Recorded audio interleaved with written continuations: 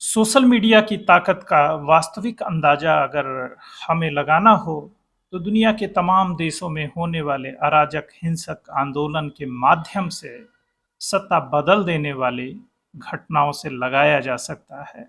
और इसका ताजा तरीन उदाहरण हमारा पड़ोसी नेपाल है, जहां पर जिंजी मूवमेंट, जिंजी समझ रहे हैं ना, जनरेशन जेड, ये हमारे एशिया या यूं कहें कि एशियाई देशों में जेड जिसे हम बोलते हैं, वह पश्चिमी देशों में जी का उच्चारण उसे किया जाता है।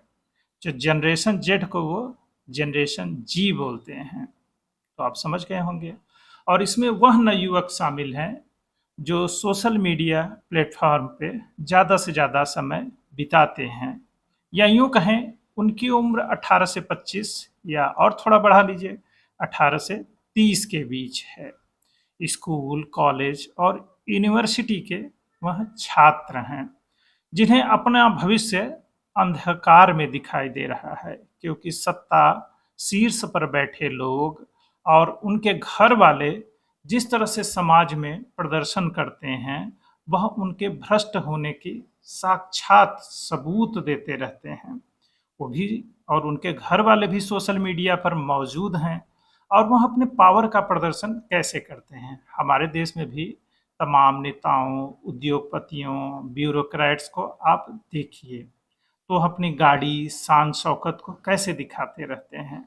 ऐसे में जो हमारा जिनजी है, मतलब ये नवयुवक हैं, वह नेपाल के हों या भारत के हों या दुनिया के किसी भी देश के हों, वह भी सोशल नेटवर्क पर उसी तरह मौजूद रहते हैं।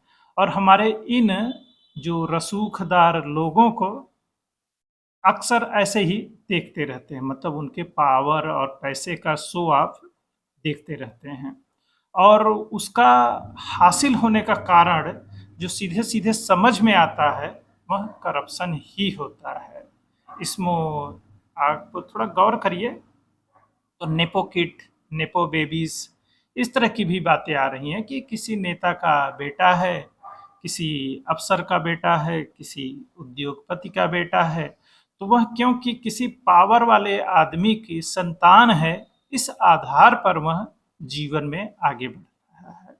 हमारे यहाँ भी युवराज और इस तरह की टर्मिनोलॉजी इस्तेमाल होती है, जिसे परिवारवाद कहा जाता है।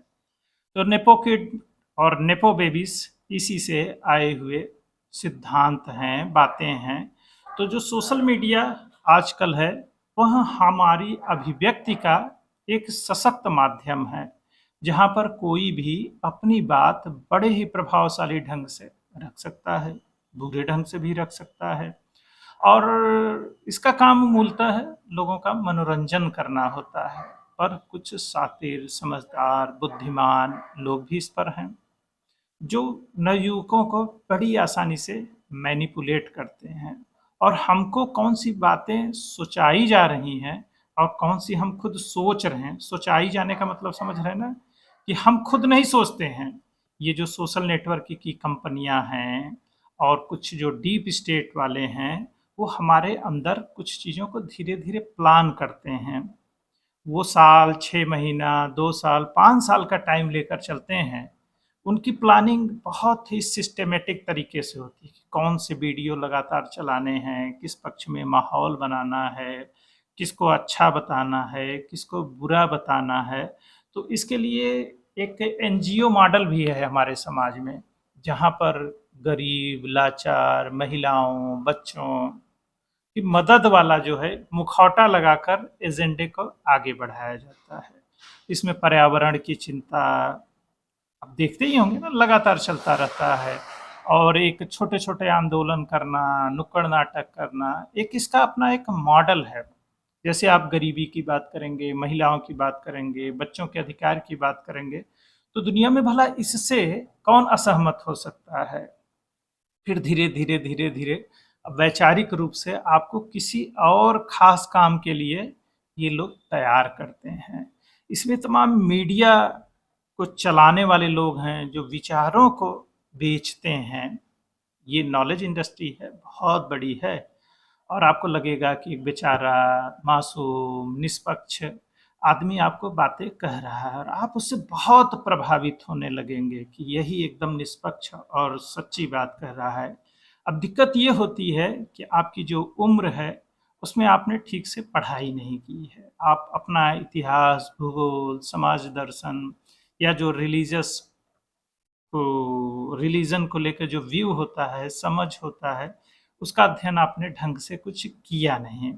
बस ये रील, वीडियो इसी को और व्हाट्सएप यूनिवर्सिटी से किसी के पक्ष और विरोध में लगातार चीज़ें आप देखते सुनते रहते हैं।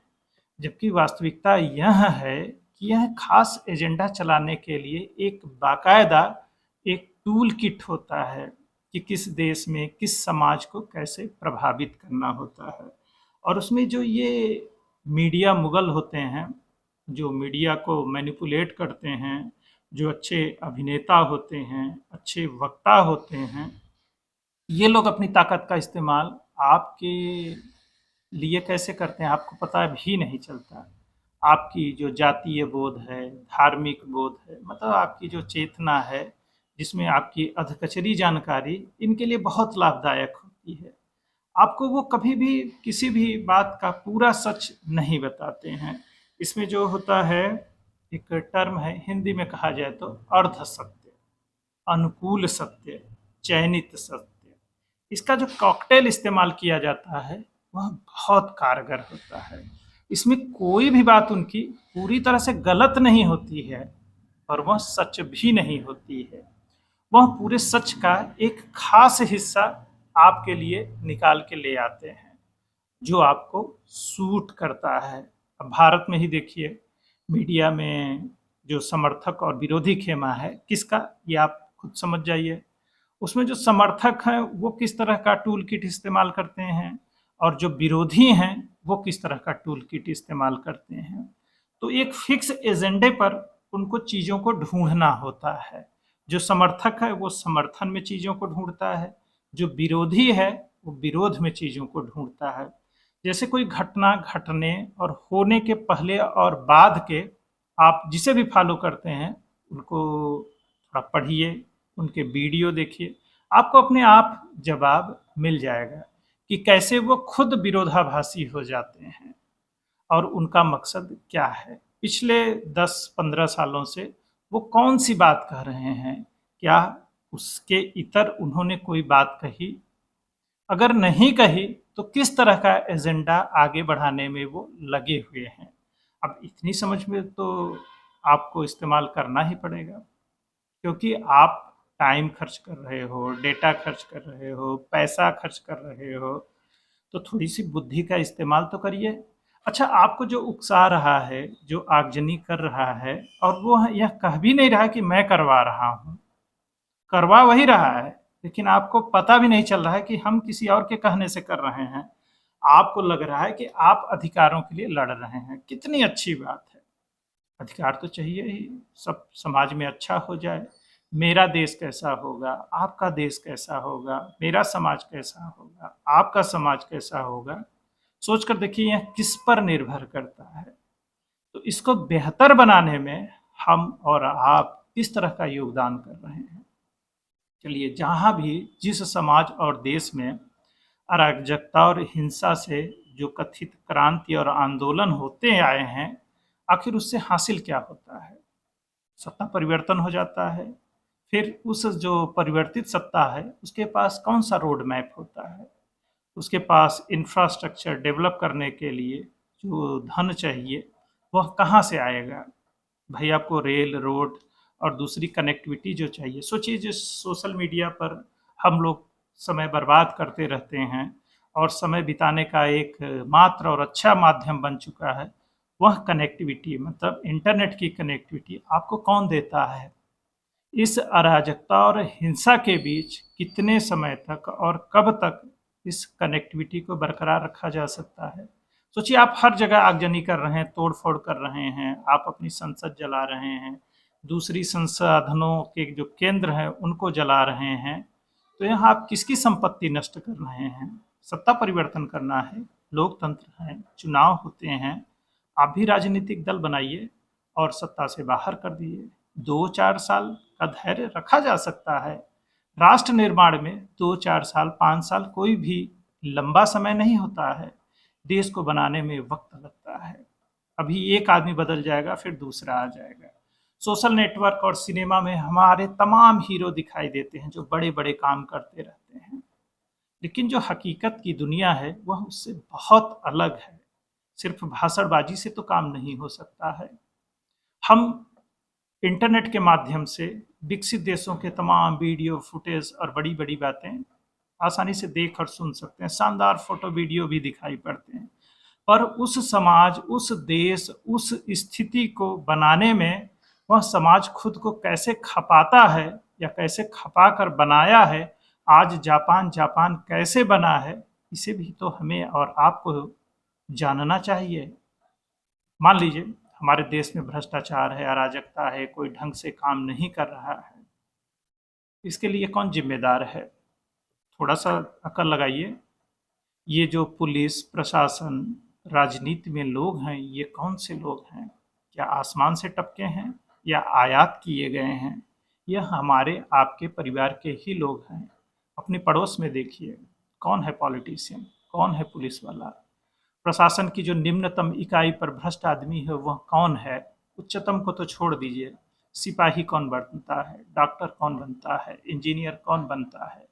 तो हमारे आपके ही बच्चे हैं, हम ही में से लोग हैं जो वहाँ पर पहुँचते ही भ्रष्टाचार में संलिप्त हो जाते हैं।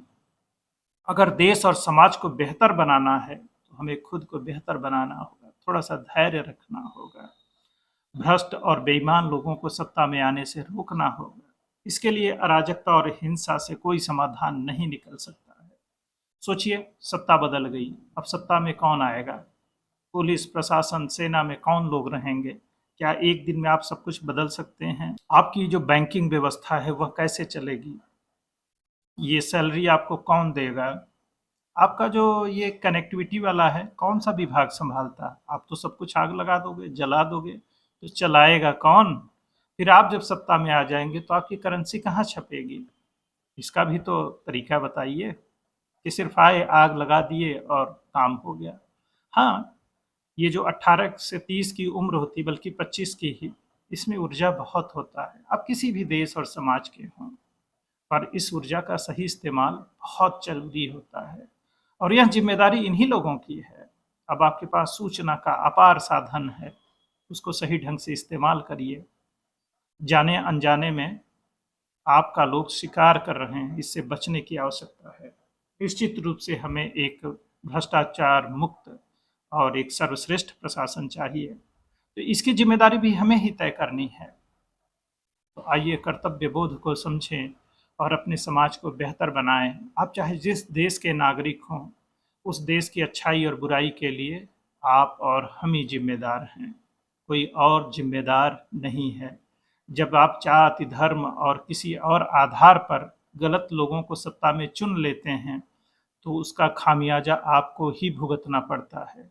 उस खामियाजा को भुगतने के लिए तैयार रहिए, अन्यथा इससे ऊपर उठिए, सही से पढ़ाई लिखाई करिए और सेना, पुलिस, प्रशासन में शामिल होकर उसे बेहतर बनाइए और अपने घर वालों, पास पड़ोस को के लोगों से इस बात की शपथ लीजिए, आश्वासन लीजिए कि वह भ्रष्टाचार नहीं करेंगे। इतना आसान है ना देश और समाज को बदलना। इसके लिए किसी तोड़ फोड़, अराजकता और हिंसा की जरूरत नहीं है, क्योंकि मरने मारने वाले चाहे जिस तरफ के लोग हों वो हम ही से होंगे। हमारा ही कोई मरेगा जो हमारे लिए अच्छा नहीं है। इसी के साथ जय हिंद, जय भारत, वंदे मातरम।